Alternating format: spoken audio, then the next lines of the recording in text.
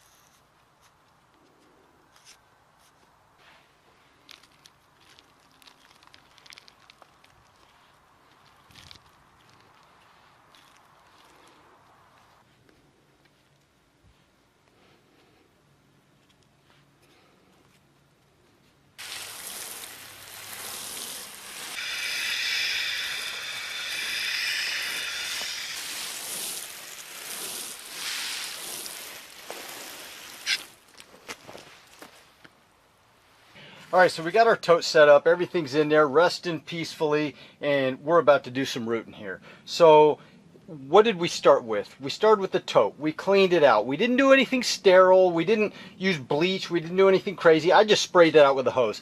Then we added one layer of bark, maybe a ½ inch, 3/4 of an inch, something like that, on the bottom of this tote, because I want to create a space where excess drainage can go. And as you can see, and I'll show you in a second here, there is some water starting to build up. When we water the top, some of it's draining down through the bottom.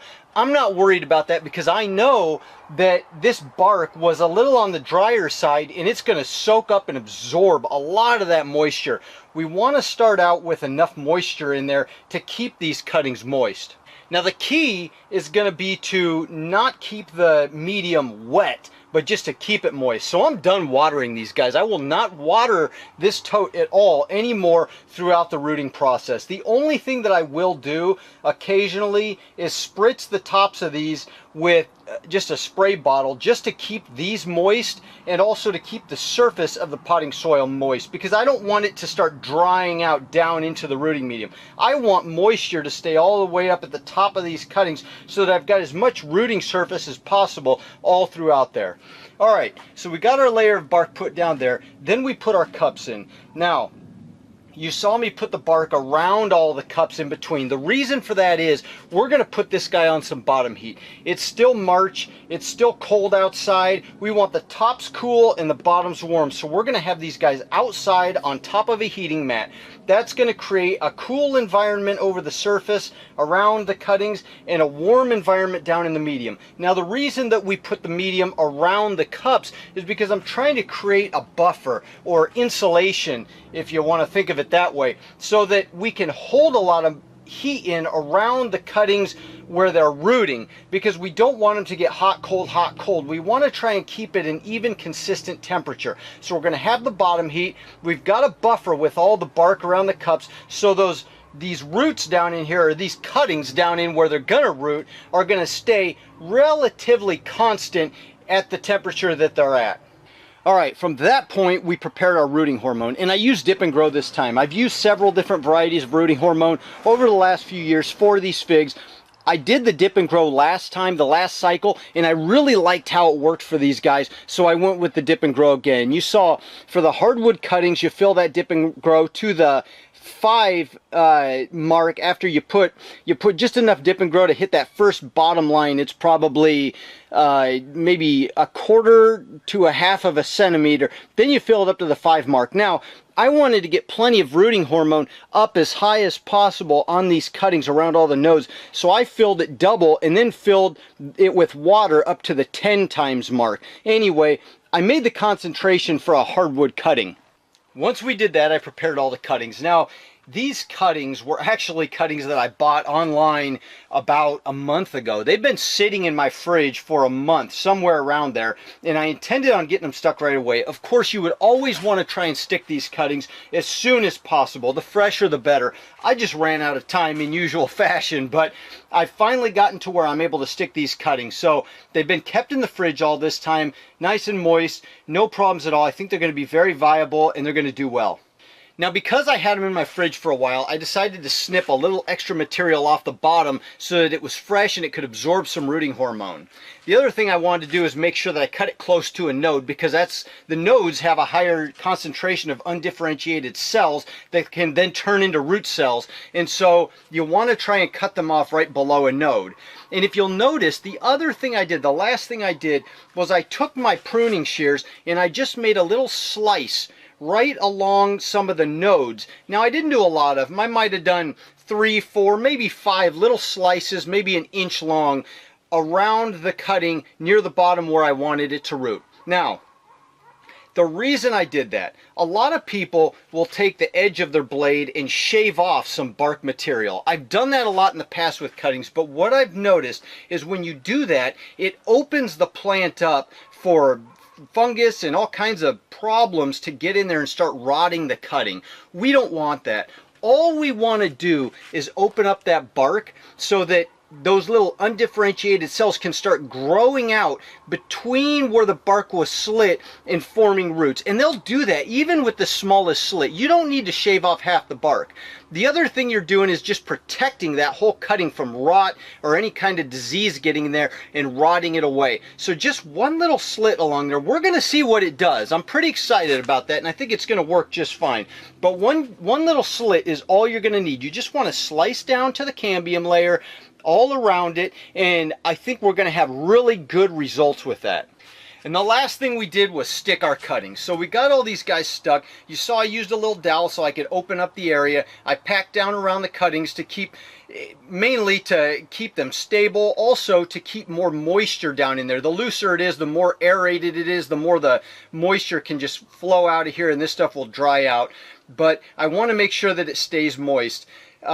Also, you saw once I got my cutting stuck down in there, I went back over the top, and I've been doing this. I went over the top with another inch of bark just to cover the cups, cover the cuttings, cover everything. And what that does is a couple things. One, it gives more surface area on that cutting and ability to root.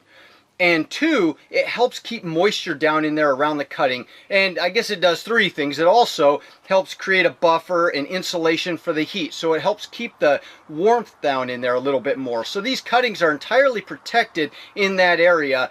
And then once they root, we'll be able to pull the individual cups out of here. All right, so that about does it for now. Let's go get these guys on bottom heat, and we're gonna see how well they root. I'm expecting within about a month to have tons of good roots throughout those cups. Now, we wanna be patient. We don't wanna be pulling them up. We don't wanna mess with them at all, because in the beginning, those little undifferentiated cells are so tender, and they're so small, and you wanna give them as much stability and consistency as possible. You don't want to be pulling them out because you can really set them back and you can kill the cuttings.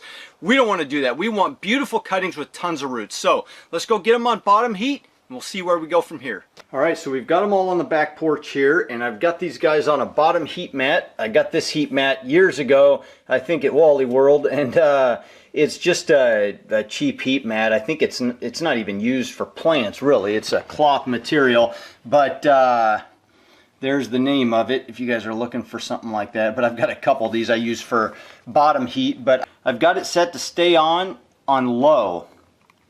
And all we want is a gentle heat. We don't want anything crazy. We don't want to cook these cuttings. We just want to gently wake up. These guys have been in the refrigerator, and so just warming them up 10 to 20 degrees, getting them up into the 50s, 60s is going to be plenty enough to get these guys to start rooting. Now, I'm leaving the tops open like I always do. These are hardwood cuttings. You don't have to cover them. In fact, I think it's detrimental when people do cover them. You can get them to root that way, and you can get them to survive, but I think it's much more difficult, and I think more problems, they're more prone to problems when you do cover them and keep a humid environment. You're just more open to fungus and other bacterial issues, and then you also have to acclimate them to less humidity. With this method, you don't have to. They're hardwood cuttings, so there's no acclimation as long as we keep the top of this rooting media moist. So we've got them on bottom heat. We want this about 10 degrees warmer than the ambient air. I'm outside. The other thing is I have no lights on these guys. They're still dormant. They're still sleeping. There's no leaves or anything on them. They don't need light at all. We just want them to root. Once they get good strong roots down in there, then we'll put them under lights and wake them up. And then they'll have the root system to support all that top growth. So here we are. It's March 20th today. We got all our cuttings stuck. We've got them on bottom heat. Let's give it a month and see what happens.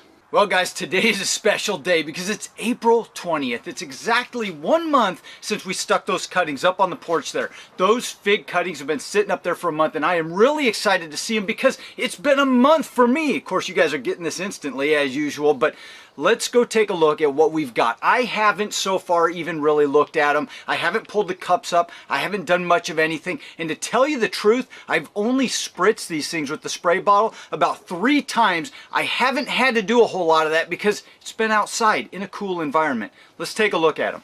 All right, so here we are up on the back porch, and what we've got here is the fig cuttings. But you probably didn't see this metal grate before. I don't think I showed it to you. I put it up just so my dog couldn't get to the cuttings when he was running back and forth, because that guy likes to chew on sticks. But let's get this out of the way and see what we've got. All right guys, here they are, and I don't know about you, but I am really excited to see what we've got going on down in there. Now, like I said, I have not sprayed these guys except for maybe 3 times with the spray bottle. And you can see the tops drying out a little bit in there, but we've been getting down into the 30s at night and up into the 50s, 60s during the day. There goes the rooster. And so it hasn't really dried out a whole bunch. If you remember, I had some moisture, some water. It was probably a ½ inch, 3/4 of an inch high down here in the bottom. It has slowly kind of seeped up and kept all this bark moist despite evaporation. But like I said, not a whole lot of evaporation because it's been pretty cool. This whole tote's been open to air like it usually is, no humidity. You can see the little buds here. They're just starting.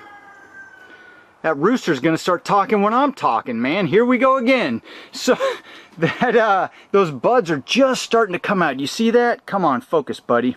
There it is. So we've got a bud right there, looking beautiful. These guys are kind of green. That actually looks like it's going to be a little fig right there. We've got buds all along this. This one, this is the Adriatic JH, and it's just starting to open up and come on out. We've got, what do we have here? Strawberry Verte. That was an extra cutting that the person sent me with the Adriatic AH. I didn't even order that one. That was really cool because I don't have that variety, and it looks like it's doing good and going to take off. Got another one of those, and then I took some cuttings of my Black Madeira right here, and you can see starting to get some green right there. I'm excited to see if anything's coming of it, but let's dive in, guys. All right, now I have not looked at these guys the entire time, and you can see none of the bark is upset on the surface here. So let's just start with the Adriatic JH. We'll pull this guy out of here and see what we've got.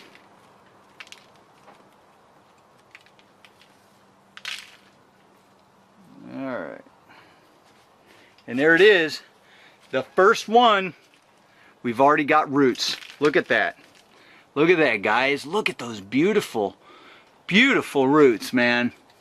And the top's wanting to start to grow. That's what I love about this method, man. No humidity, no bugs, no fungus, no issues, plenty of airflow, lots of roots. I just never have a problem with this method, man. It just flat works, guys. All right, let's pull another one out. So we're not going to use this tote again. I'm going to do something different now that we're pulling them out, and I'll show you that in a second. But let's pull this Strawberry Verte out, see what it's doing. There it is. Look at that. Looky there. We've got a couple roots. Let's keep going. Other Strawberry Verte. We got a couple little roots. It's rooting. We've got success, guys. There it is. Little roots coming through. What do we got? Another Adriatic JH. Ooh, lots of roots on that guy. There it is. Look at that. Just spilling out to the edge, man. Look at that. Just beautiful. Beautiful. I love to see that. All right. Let's see what we got going on with the Black Madeira here. I don't know. These guys take a little longer, I've noticed. Well, it's been a month, and so far I don't see any roots out to the edge. I am not gonna try and pull this up because I want to make sure the darn thing roots. But no roots yet on the Black Madeira. I'm sure we'll get them though. It's already, this one doesn't have any buds starting to swell yet. It was lower down on the branch, but this one, oh, there it is, man. There it is. This Black Madeira was higher up. You can see that this was a tip. It was just a tip cutting right off the top of the branch. And right here, we've got roots, guys. We've got roots on the Black Madeira. So all you guys I know go crazy for these Black Madeiras. There's another one. There is another one. Awesome, man. We got roots on the Black Madeira. Now, these are the ones that I'm really, really, really excited about, because I've been wanting this variety for probably a year now. I've been reading about it, and it just, everything I read, you know, you guys know how it goes. You get obsessed, man. You start reading about a specific fig variety and you're like, I gotta have it. And then that's all you think about. You obsess on it. And this one is Maltese Beauty for me. For some reason, I don't even know what the thing tastes like. For some reason, I've got to have a Maltese Beauty. I've obsessed on it and I've got to have it. And we're gonna find out if this thing's rooting. All right, here it is. This is a nice, big, fat cutting right here, man. Let's pull it out. Let's pull it out. Oh, jeez! Look at that! Dang! Did I ever get a Maltese Beauty? Look at that, guys. Oh, that is just fantastic. Look at that. Jeez. Beautiful cutting. Buds are starting to turn green and they're just wanting to start emerging. You can see all the little buds along there just swelling and turning green. Oh man, I am so excited about that. Yes. All right, let's pull out another one. I can't wait. Oh my Lord. Look at that. Jeez. Growing out the bottom of the cup, guys. I guess it's safe to say that these Maltese beauty cuttings, they root fairly well. Look at that. Look at that. Man. There it is, number 2. Oh my Lord. Let's do another one. Let's do another one. Oh geez, there it is. They just, I mean, look at this. We got little seed. What is that? Is that a maple? I don't know. We got little seeds sprouting here. I don't necessarily want that though. Nope. That's a little fir tree. Anyway, look at that, guys. Number 3, Maltese Beauty. That is just fantastic. Oh man. Green buds starting to swell in there. Oh, that's just awesome, man. So there it is, guys, our 1 month results. We've got our strawberry verte. We've got a couple little roots coming out of there. Another one of those, guys. A few little roots coming out. Black Madeira KK. That one's got nothing yet, but I'm going to leave it. I'm still convinced we're going to do okay. And then we've got an Adriatic JH. Look at that. Tons of roots there. Another Black Madeira KK. And this one is actually rooting, so I'm excited about that. We're going to see what happens. It's turning green on top. And then we've got another Adriatic JH. Let's move these guys out of the way. In the grand finale, Maltese Beauty. Look at those beautiful roots. It's no wonder they named this thing Maltese Beauty. So guys, when I started this video, it was just going to be a short, very streamlined video so that somebody could watch from start to finish in a relatively short amount of time and see exactly how I root my cuttings and get very high success rates with it. Right now, we've got a unique opportunity that I didn't really count on, because when I stuck these cuttings, it was still the end of March and it was still really cold, and I thought, I'm eventually, once these root, going to put them inside. I wasn't considering in my mind, hey, we're going to be April 20th. It's going to be warmer and things are going to be happening. I might just be able to put these things straight outside, and so that's what we're going to do. I'm really excited to see how this works. I'm going to take all these cuttings, I'm going to pot them up right now into 2-gallon pots, every one of them. We're going to set them out with the rest of the figs, and we're going to fertilize them and just see what happens. See if they wake up, see if they keep putting on roots, and see if they grow. That's something really exciting to consider, guys, and here's why. One of the biggest things that we all struggle with when growing plants indoors is what? Disease, fungus problems, bugs, gnats, mites, all kinds of issues like that. For some reason, the indoors attract all of those problems. When you come outdoors, when you bring all those plants outdoors, it's like all that garbage is halted. Why? I'm not 100% sure, except for the fact that maybe it's cooler out here and those things don't thrive in a cooler environment. That's one. And two, there's all sorts of other bugs and just animals out there that are eating the spiders. We've got, you know, eventually grasshoppers, not quite yet, but little birds, just all kinds of other bugs and things that are going to attack and eat all those mites and bad things. And it's just the perfect symbiotic relationship in the outdoors. So if this works as well as I think it's going to work, man, we could really be onto something here. All right, and there they are. So I got them all potted up, and they're all just sitting nice and tight in their nice little new homes. We've got the fertilizer in there. I got some weed blocker in there, and we've got these guys ready to rock and roll for the spring. I think they're just going to do fine. I think they're going to pop out. They're going to start growing like crazy. Look at those beauties, man. And there's that Maltese Beauty with tons of roots down in there. Let's see what happens. Let's see if these guys take off. I'm excited. I don't know, are you? So for those of you who have hung on all the way till the end, good for you. You're going to get all the results. If you can't tell, I'm ecstatic about what we're about to find out here. You guys want to check out these little figs? So real quick, we started this thing March 20th, I think. That's when we stuck the cuttings. And then after a month, April 20th, we potted them all up, and that's where we left off. Today is May 13th.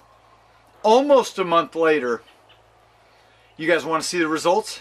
Look at that, guys. 100% success rate. Look at these figs. Almost a month after we potted them up, growing beautifully, leafing out. Look at that Maltese Beauty.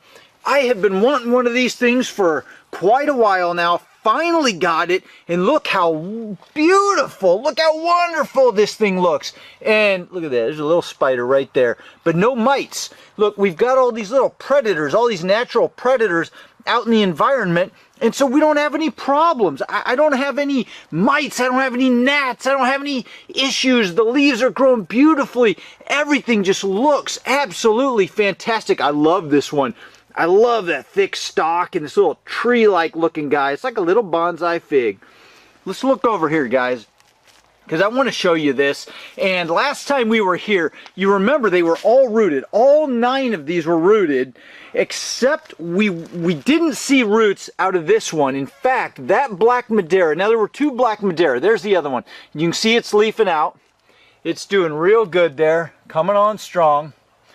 But this black Madeira right here wasn't doing anything that we could see yet. No roots out the edge of the cup. And I came out here about a week ago and look what I saw, guys. Look. Look what I saw. Just a tiny little bit of green growth. It was way smaller than that, and here we are. It's starting to do something. It's starting to open up. I've got roots down in there.